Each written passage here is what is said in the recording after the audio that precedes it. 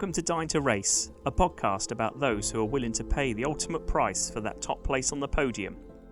This is not made to glorify death in racing. It's to understand the people behind the story and whether the world of motorsport learnt from what happened.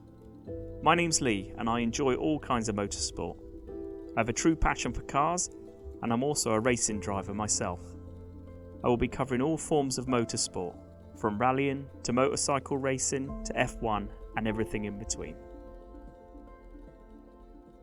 Today on Dying to Race, I'm going to be talking about Henry Surtees, the son of legendary F1 driver John Surtees. And I've been thinking about why I chose this first. I've been thinking about doing this podcast now for a couple of years. And the main reason was after seeing this accident and how innocuous it looked, but the repercussions that it had on obviously Henry and his family, and also the wider world of F1 and motorsport itself, because as we'll come to, what happened to him laid out foundations of making motorsport safer in the long run. Also, it was only 2009 that it happened, so it's not all that long ago. So you kind of look back to 2009 and you think that motorsport's relatively safe.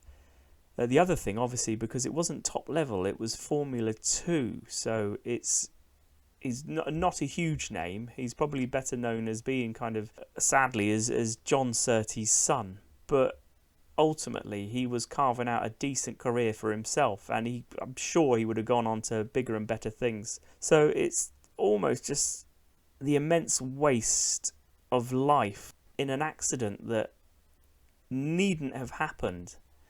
And the way that it did is almost unbelievable. So I think that's probably why I chose Henry Surtees for the first episode. I mean, we could be talking Ayrton Senna, Jochen Rindt. There's loads. Gilles Villeneuve we could have chosen. But it's just something so sad about what happened to Henry and how it happened that I think it needs to be first on this podcast.